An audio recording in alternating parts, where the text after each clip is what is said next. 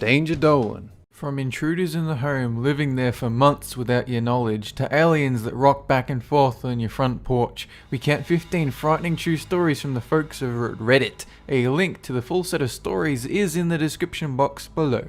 Number 15. A story from Bon Max Bon Rock about a girl asked to babysit some kids. She sent them to bed around 9 PM and went off to do her own thing, watching TV and getting some homework done. From inside the basement, she heard rustling and pans falling over. Instead of going down to check, she phones the police and informs them there might be someone down there. Instead of a single patrolman turning up at the house, an entire SWAT team breaks in and searches the basement, only to find a man who happened to be wanted for multiple cases of rape in the area, citing they heard someone listening in on her phone call. Suffice to say, she was glad not to have personally inspected the basement all alone. Number 14. A story from Descendant about this father going through a divorce, and in the meantime he stays with his own mother, who claims the house is haunted by the shadow of a girl walking room to room.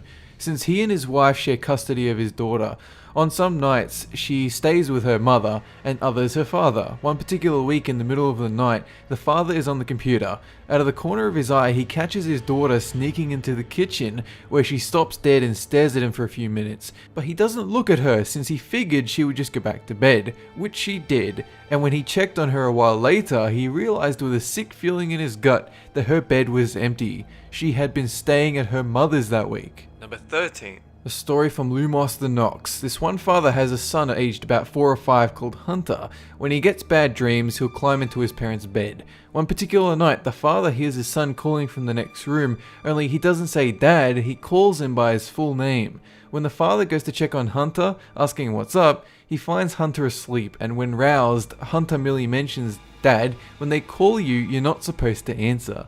The next morning, Hunter doesn't remember anything that happened. Number 12. So Reddit user Big Soul 81 claims that when he was a kid, he would be flicking through his old television antenna trying to get a signal.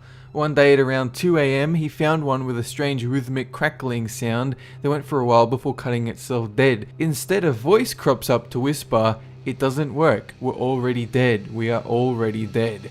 It took a few seconds for the words to hit him, but when it did, it freaked him out. And though he claims it might have just been someone messing around with a transmitter somewhere else, it still scared the living shit out of him. Number 11. Spectre, Alabama. A person vacationing in Ithaca with the boyfriend. They stopped near an old suspension bridge to take photos when a woman appeared. She offered to take a photo, but they politely declined. The woman smiled and kept walking, straight off the bridge and onto the pavement far below. There wasn't even a moment of hesitation, almost as if they had no idea the path ended there before plummeting to their doom. It's also possible she felt so embarrassed about getting rejected with the photo taking that she decided to kill herself. Number 10. A story from Crank Loza, a night shift worker who had a shattering of glass at his business, a rock someone might have thrown near midnight with no other nearby businesses open that time of night. He finished work and left in his car, nervous that he hadn't caught the vandal yet. He realized he hadn't locked the car, so he did a quick backseat hand sweep to make sure nobody was there. After he arrived home, he pulled out his bike to head to his friend's place when he heard someone cycling behind him. He stopped and saw a crazy smiling man ride past on his mum's bike. He heads back home to find the bike gone and his backside car door wide open. Number 9. Story from SMPX, a net cafe in Taiwan where the elevator conveniently forgets to include a 4th floor for superstitious reasons. One man entered the elevator to visit the 6th floor net cafe, only for it to stop on a mysterious numberless door. Pitch black when the doors opened, random pieces of furniture strewn here and there, and in the distance a figure starts moving towards him dressed in a white gown. The light goes off in the elevator, he shits his pants, the doors close, and it resumes the journey to floor number 6. He consulted the cashier, who claimed the 4th floor used to be a hairdressing salon before a series of accidents and unexplainable events. The elevators were programmed never to visit the 4th floor, but on occasion it would, and others confirmed they'd seen the same robed figure approaching them on this mysterious floor. Number 8. A story from Walden Swirl, a 15-year-old kid sleeping in his loft bed at a mobile home in South California. The screen from his windowsill falls off and he thinks nothing of it. But then a tattooed hand reaches through to feel around the bedroom floor. This kid jumps out of bed and pulls a knife out, screaming to get the hell out of his room. His dad shows up, but the tattooed man vanishes into the night. It was later revealed that the intruder had been living under their mobile home for quite some time, his own sleeping bag, water, extra clothes, and a hatchet, evidently plotting his intrusion for a while, the family unaware how close they came to getting hacked up in the night. Number 7. A story from Pseudo Nom, a rundown house in a strange neighborhood. This kid finds a child's drawing underneath the stairs in the laundry room, family of 5 with the caption, "Our new home." People who stayed at their house reported a kid's voice behind them shouting "Rah!" to try and scare them, but when they turned around nobody was there. One time his whole family were getting ready to leave the house, but when his brother asked if he could take a Pepsi from the fridge, a child's voice clearly screamed "No" directly from the basement. No one in his family investigated, they just bolted from the house. Number 6. A story from Kamajo 8991. A woman sleeping inside a house with a baby son ran about 2 a.m. when she, with her back to the door, heard someone enter her bedroom. The intruder shouted, "Are you in here?" All she could do was see the intruder's reflection in the window glass, paralyzed with fear. Then he shouted, "Fine, whatever," and slammed the door shut. She phoned the police, and after they turned up, they asked her the frightening question, "Who's been living in your basement?" They found sleeping equipment and other stuff, but they couldn't tell when or for how long the intruder had lived there with her. Number 5. A story from Pajama Thief. A shadow that seems to follow this one guy. It first appears as hot static in the room, followed by a smell of cat piss, and finally, a black shape in the corner of his bedroom staring up at him. He falls asleep the next night and hears a metal squeak noise, only to wake up and find a chair next to his bed, as if someone had been watching him all night. One night when he went out for a smoke, he heard footsteps and a black shadow approach him, to which he pulled out a knife and watched it vanish. Eventually he screamed for it to go away, and it did. When he talked to his brother about it, he confirmed that he too had been visited by the shadow, which paralyzed him with a stare. Number 4. Lady Smiley has a story about a girl living with her grandmother and auntie when they heard strange noises coming from inside the walls at night.